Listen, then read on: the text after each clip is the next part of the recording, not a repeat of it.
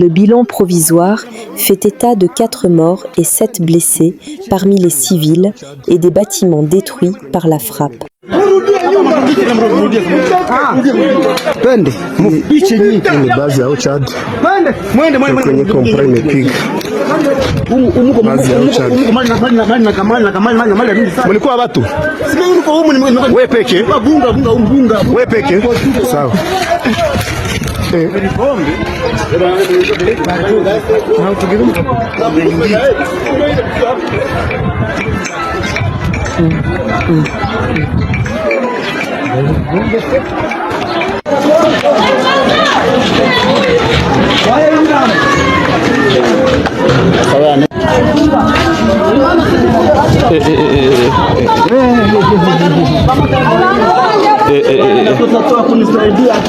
Ameumia sana vraiment.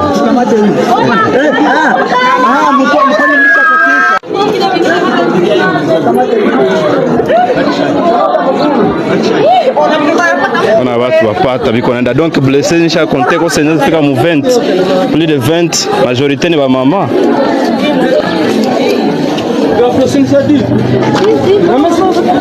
Wende tu kwanza.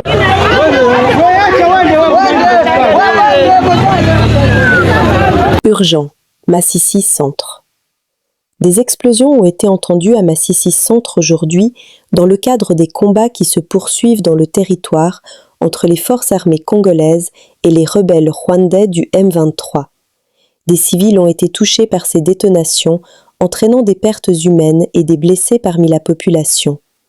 À ce stade, il n'est pas encore établi de manière indépendante qui est responsable direct de cette explosion ciblant une zone civile.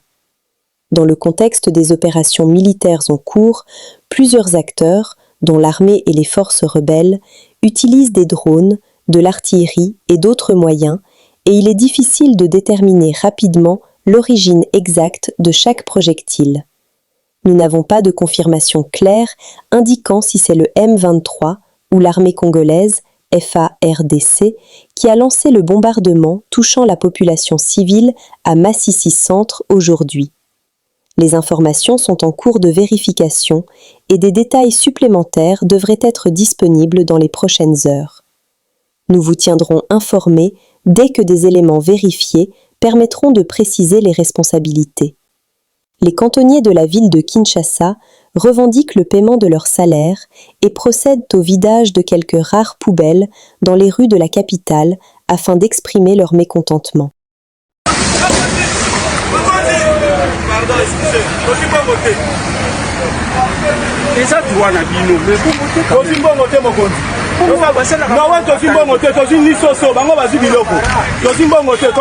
Vous avez réclamé le col banani. Vous avez réclamé le col banani. Mbongote ya nini, mbongote ya nini, mbongo ya dini vous avez réclamé par le gouverneur ya nini. Vous avez déjà cantonné beaucoup de balabala. C'est que mois de décembre, le gouverneur de la ville a dit Binoté.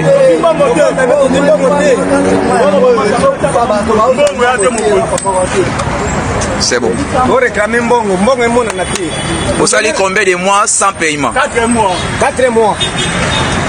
Vous venez à l'objet très bien que Kinezo Bonga, mais après ça, tu viens de découvrir que Kinezo Beba, Azoboma, qui cherche à Goboma, osons soutenir Malobano de Kinezo Bonga. Et puis, osons qu'on fout à Batoté, papa, au juste. Voilà, Songa Congo, nous sommes en direct sur boulevard du 30 juin. Et Zabajan, il y a Bakatonné, Bakombaka boulevard, Ozomona Matiti na balabal. Bazotumba balabala pour réclamer salaire na bango auprès du gouverneur de la ville de Kinshasa, Daniel Bumba. Que population, Bajano Bakumba Wabike, Baoso salaire na bango. Voilà, tout le monde en direct, tout commenter, tout partager, tout aimer. Ça sera une bonne chose.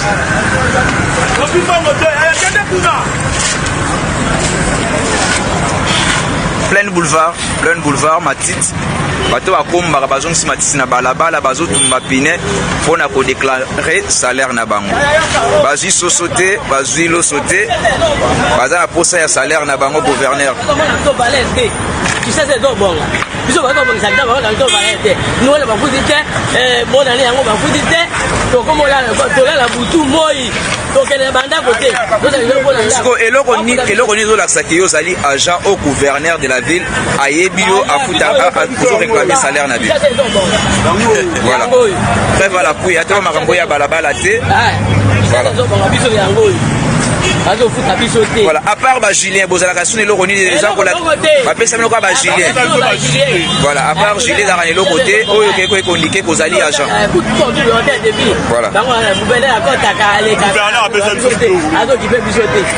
biso toza bato combien de mois impayé bazofuta biso ki ba 3 4 mois biso toza mpe bapapa bana tofutela bandako toza mpe bana bazotanga totangisa bana tozoleisa bana tozofutela bandako ya bato toza parce que mosala ya assainissement bakomona ngo valele mokolo nini bakomona valele mokolo nini bozofanda bandako nini assainissement bakomona valele mokolo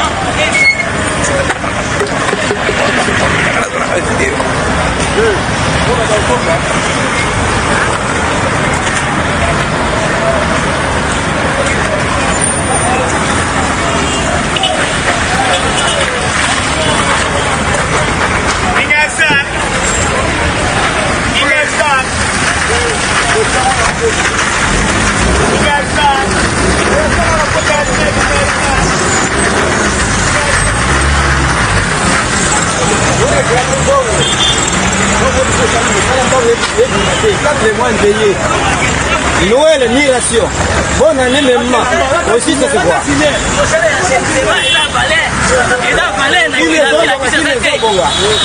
Gouverneur de la ville, à travers le ministère de l'environnement,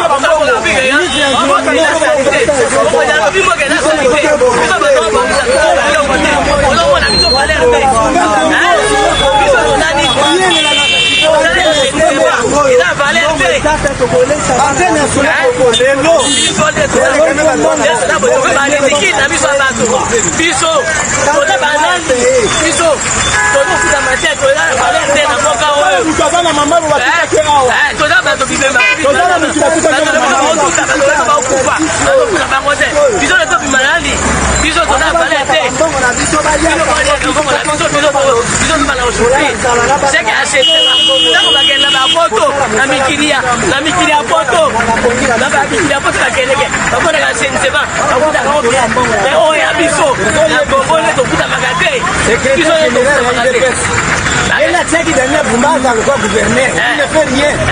Le président Gangila qui est coulé comme ça, il ne fait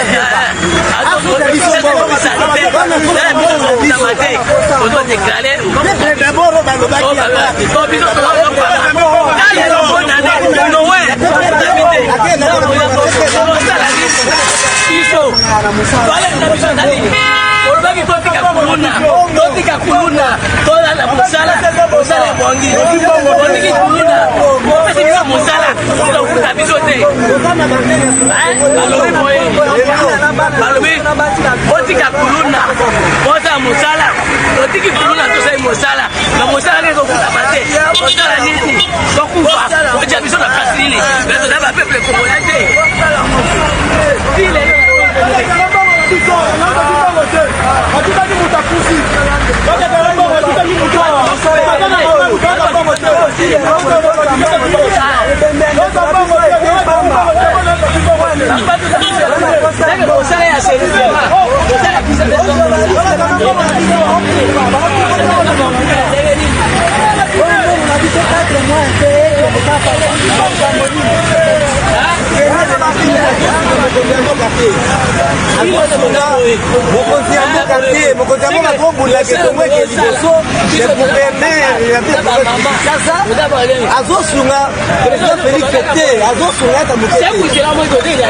combien de fois dans le conseil des ministres, combien de fois dans le conseil des ministres, le président Robert sait qu'il faut pas foutre à bateau, il ne parvient pas. Pourquoi ça? On a la solution pour la CNCMA, il y a plus de Kinshasa.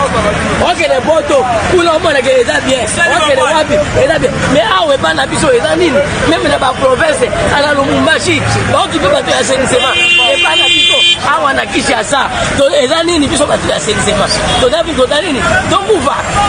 Non, on va pas faire. On va pas faire. banyongo yebisa bango bakite kosala selisema toza bapapa toza bareki